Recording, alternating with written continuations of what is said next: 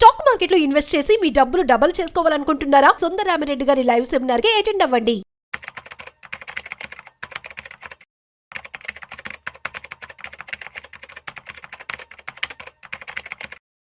నమస్తే సుందరరామిరెడ్డి గారు. నమస్తే సార్. వెరీ ఇంపార్టెంట్లీ ఈ మార్కెట్ హ్యూజ్ బ్లడ్ బాత్ ఏదైతే మనం చూస్తున్నామో, ఇన్ఫాక్ట్ ఇలాంటి కైండ్ ఆఫ్ ఫాల్ లో చూసుకుంటే చాలా కంపెనీస్ అసలు ఎక్కడ కూడా బ్రేక్ లేకుండా కంప్లీట్ గా ఫాల్ అయిపోతున్నాయి. 10%, 20% చాలా.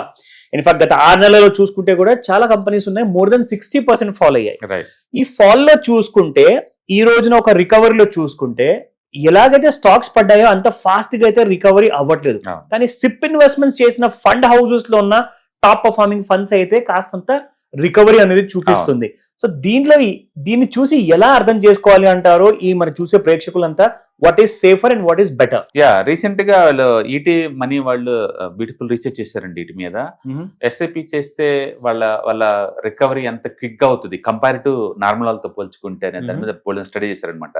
యాక్చువల్ నేను ఎట్లాంటి పానిక్ అటాక్ స్టాక్ మార్కెట్ కొత్త ఏం కాదు. అవును, ఈ హిస్టారికల్ డేటా మనం చెక్ చేసుకుంటే number of times, suppose single day నేను పాలు చెప్తున్నా, సింగిల్ డే పాలు 2020 కోవిడ్ అప్పుడు సింగిల్ డే కి 12% డ్రాప్ అయింది మార్కెట్. 12.75 single day. ఎప్పుడు March 23, 2020 single day fall.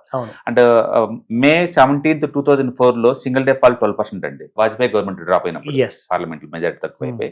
And 2008 జనవరి 21 లో గ్లోబల్ ఫైనాన్స్ క్రైసిస్ అప్పుడు 10% డ్రాప్ అయింది. ఆ తర్వాత మార్చి 31, 1997 లో ఏషియన్ ఫైనాన్స్ క్రైసిస్ 7% డ్రాప్ అయింది. ఈ లెక్కను చూసుకుంటే 6% నుంచి 12% సింగిల్ డే డ్రాప్స్ ఉన్నాయి హిస్టారికల్ డేటా చూసుకుంటే.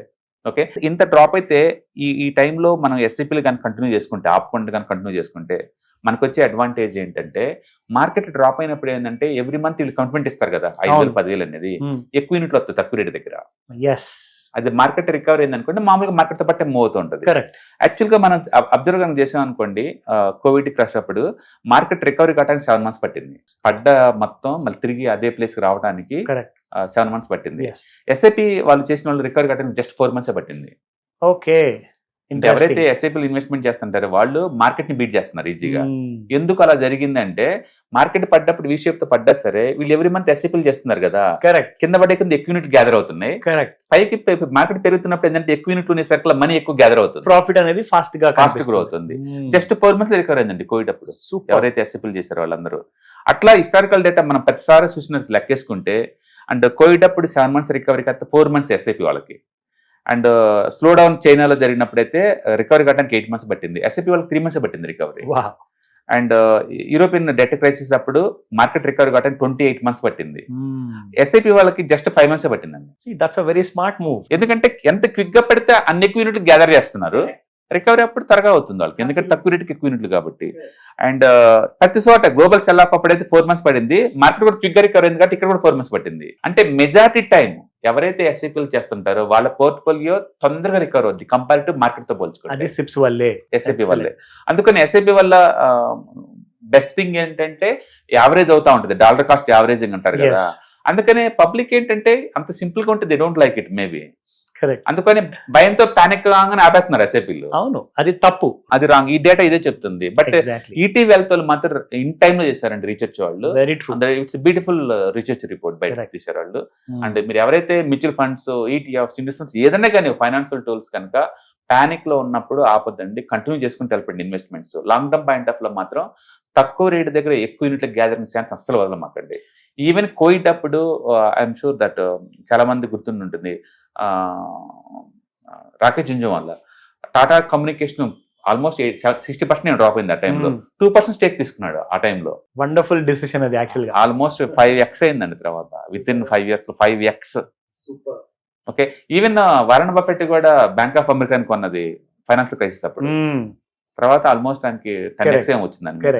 అందుకని ఎప్పుడైనా పానిక్ లో ఉన్నప్పుడు మంచి బిజినెస్ హౌస్ తక్కువ రేట్ దొరుకుతున్నప్పుడు దాని పంటలో మంచి మీనింగ్ ఉంటుంది. So be greedy. అవును, అందుకని ఇలాంటి పానిక్ లో పర్మనెంట్ కాదనే విషయం అందరూ తెలుసు. ఎందుకంటే హిస్టరీలో తిరిగేస్తే బోల్డ్ అని ఎగ్జాంపుల్స్ ఉన్నాయి. అందుకని హిస్టరీకల్ మనం చెక్ చేసుకునే కొద్ది నీకు ఆన్సర్ దొరుకుతుంది తర్వాత ఏం జరిగింది నెక్స్ట్ అనేది. కాబట్టి ఎస్ఐపీలు ఎవరు కంటిన్యూ చేయండి, ఎవరు ఆపొద్దు. అండ్ మార్కెట్ లో పట్టడం, లేవటం, రికవర్ అవటం ఇవన్నీ మామూలే.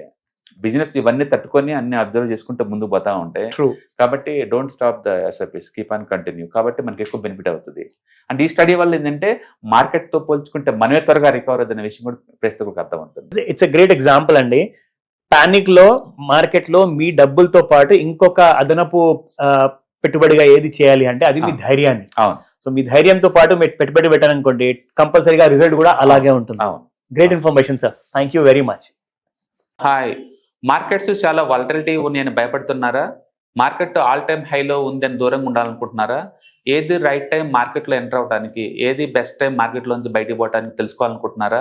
మార్కెట్లో mutual funds, ETFs, index funds ద్వారా మనీ మేక్ చేద్దాం అనుకున్నారా? ఇలాంటి మీ డౌట్స్ కి క్లారిఫికేషన్ కోసం ఈ webinar. ETFs, index funds and mutual funds కోర్సులో జాయిన్ అవ్వండి. మీ డౌట్స్ క్లారిఫికేషన్ చేసుకోండి. Every month Saturday, Sunday and Monday conduct చేసే ఈ కోర్సులో మీకు ఈటీఎఫ్స్ అంటే ఏంటి, ఇండెక్స్ ఫండ్స్ అంటే ఏంటి, మ్యూచువల్ ఫండ్స్ అంటే ఏంటి, different type of ETFs, index funds, mutual funds అంటే ఏంటి, ఇందులో ఇన్వెస్ట్ చేయడం ద్వారా లాంగ్ టర్మ్ లో వెల్త్ ఎలా క్రియేట్ చేసుకోవాలా, షార్ట్ టర్మ్ లో ఎలా వెల్త్ క్రియేట్ చేసుకోవాలా, ఎనీబడి కెన్ ట్రేడ్ ప్రోగ్రామ్ ఎలా పార్టిసిపేట్ చేయాలా, ఇలాంటి అన్నిటికీ మీకు ఆన్సర్ దొరుకుతుంది. కాబట్టి మీకు ఎవరికన్నా ఇలాంటి వాటిలో వెల్త్ క్రియేట్ చేయాలని కనుక ఇంట్రెస్ట్ కనుకుంటే కింద స్క్రోల్ అవుతున్న నెంబర్ కి కాల్ చేయడం ద్వారా మీ సీట్ ని బుక్ చేసుకోండి. Thank you.